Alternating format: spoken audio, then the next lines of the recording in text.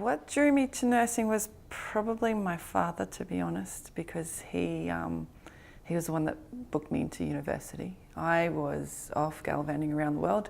After HSC, I went to Brazil for 2 months, and when I got back, when my HSC came out, I wasn't too pleased. I was on the other side of the world anyway. I said to my father, can you just put me in any course at Sydney University? And so he did, and he chose nursing, and my mother nearly killed him because she's a nurse, and I joined the nursing faculty at Sydney Uni. In 2002 I started working voluntarily for Open Heart International, which is a voluntary organisation doing heart surgery around the world. And I started going to Fiji and Papua New Guinea and Vanuatu, Pacific nations, and then eventually started going to Africa, Rwanda, Tanzania. I think I've been to a few more places, I can't remember them all. And I guess that sense of to give something back is also why I probably joined the Navy as well. My father was in the Navy for my entire life, really. He only got out when he was told to get out at 60-something. So virtually my whole life has been surrounded by military and in nursing and around community service. So I guess I just rolled it all into one big career with a few different hats. In 2003, I joined the Navy as a reservist nursing officer. In 2014, I was deployed to Afghanistan.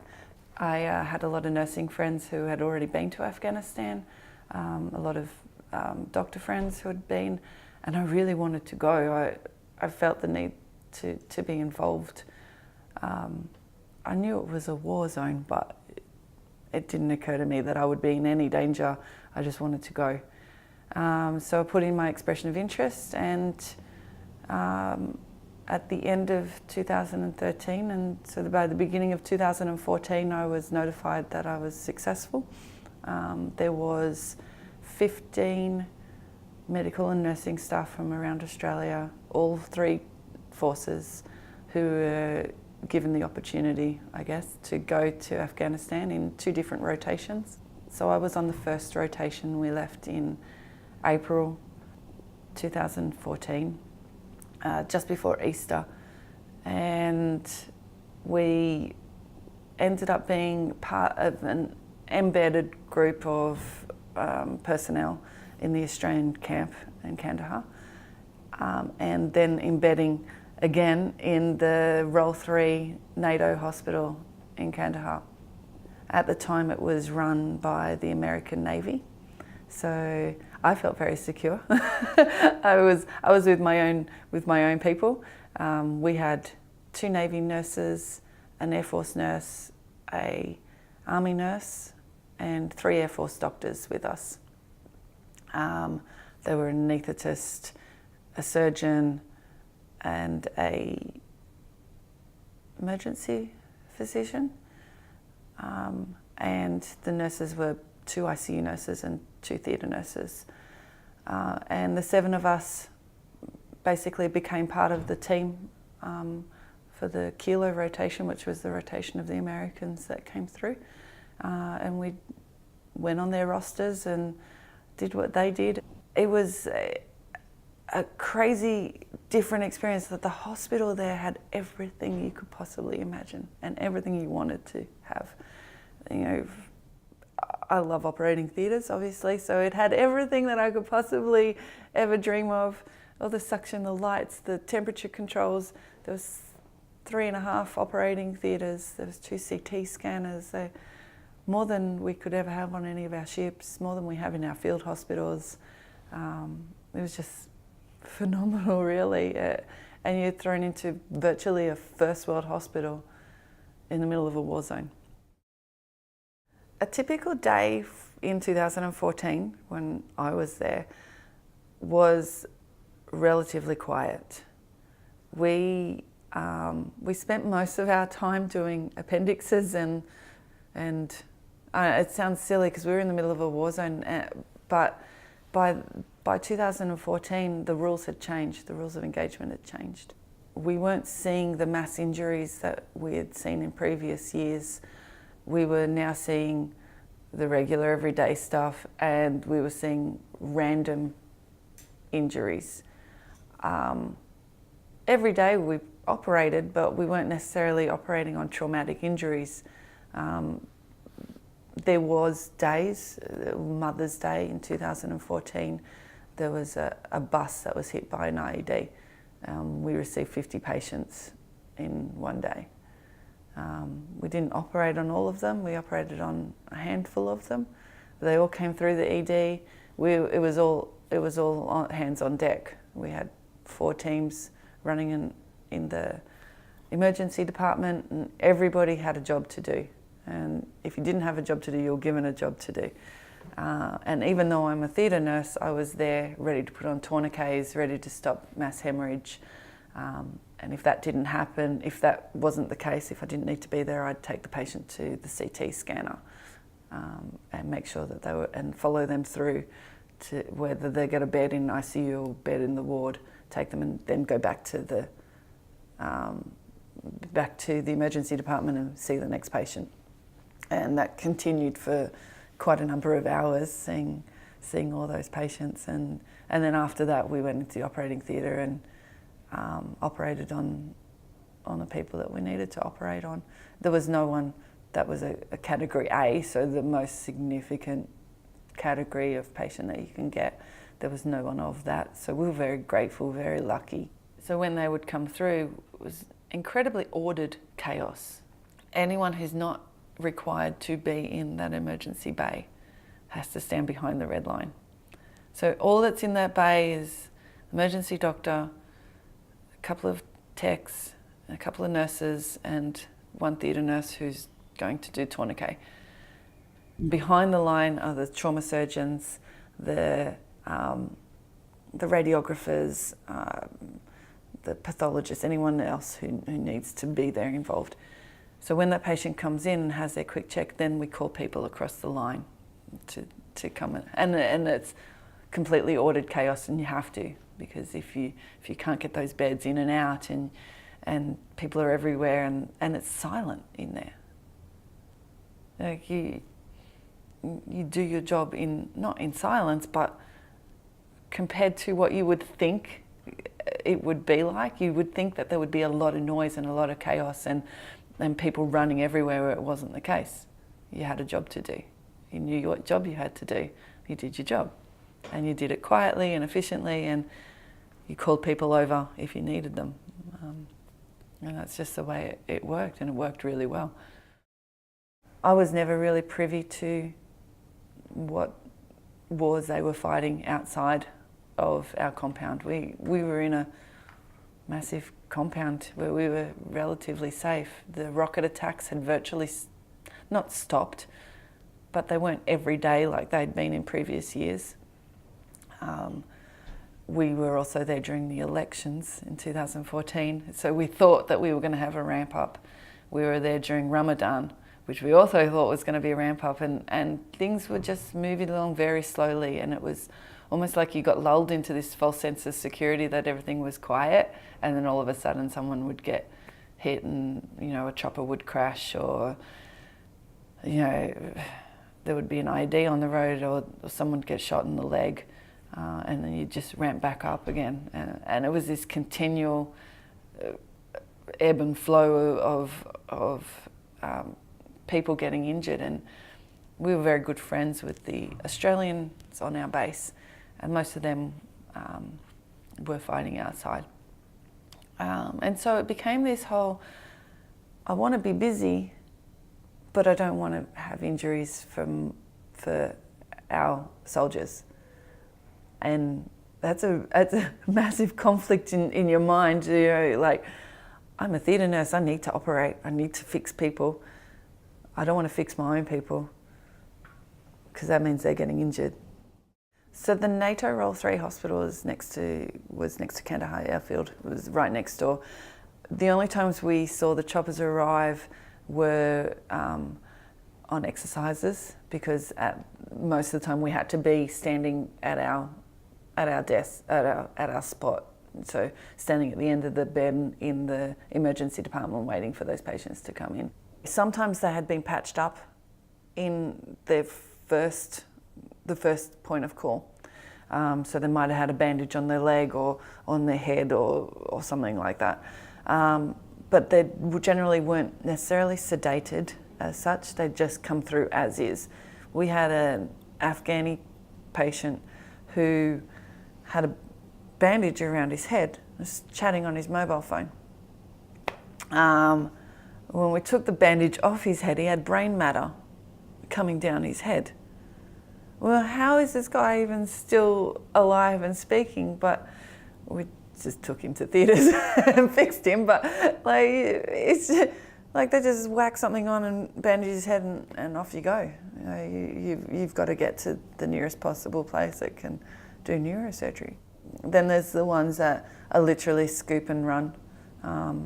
So that means when the point of injury happens, a helicopter flies in there, picks them up. They'll do very basic, if any, dressings, fly them to the nearest Royal 3 hospital, and it's straight into trauma bay. And we had a day where we had some quite big traumas, and there was a guy outside, and the call sign is Angel, so that means that they've passed away. So we had 2 angels outside, but all of a sudden somebody wanted to bring one of them in because there was a possibility that we could possibly save this guy. And he was taken into the last trauma bay, which is the one that's least equipped. And they did an emergency thoracotomy on this guy, and tried their hardest to massage the heart back into existence, but it wasn't possible, and possibly shouldn't have been done because it created a lot more trauma to the people who looked after him. But their call sign is Angels. So if the pager came through with 3 Alphas, 2 Bravos, 2 Angels, you already knew you were going to get deceased. Most of the time we didn't see them, they went straight to the morgue if that happened. But we saw these ones, and in the hospital there was a corridor for fallen angels, and so when it happened, all the staff lined the corridor. Gosh, I haven't thought about this for a while. And the gurney comes through the corridor into the truck at the end of, so we're all inside and there's a truck on the outside. And the gurney comes through, we all salute, and gets wheeled onto the truck and back out. And a day later we went to the airfield, and I don't know how many thousand people were standing on the airfield, and we all saluted as the bodies were. There was, on that day, there was I can't remember, I can't remember. There was quite a few bodies that were being transported, and 1 Afghan at the same time. And we stood there for a couple of hours saluting for the ramp ceremony and until the plane took off. It was virtually the middle of the night. We were all standing there. It was very breathtaking and somber, and I never want to experience that. We did have good moments. We had moments where we saw soldiers being given Purple Hearts. The American hierarchy would come in and thank you for your service, and whack on a Purple Heart. And to witness a Purple Heart ceremony, that's something pretty special as well. It just stood in the background, and for these soldiers it might mean the end of their war, but they're a decorated war hero now. They've been injured in the battlefield. And so we witnessed that quite a few times as well. Although we had a quiet deployment, there was a few things going on, I suppose. and the ability to take it in. People in previous deployments didn't have that ability. It was all go, go, go, go, go, and they've come home a lot more injured than they were when they left, because I don't think that they had the opportunity to stop and reflect and understand as much as I suppose what I was given the opportunity to, by not having the incredible number of injuries. And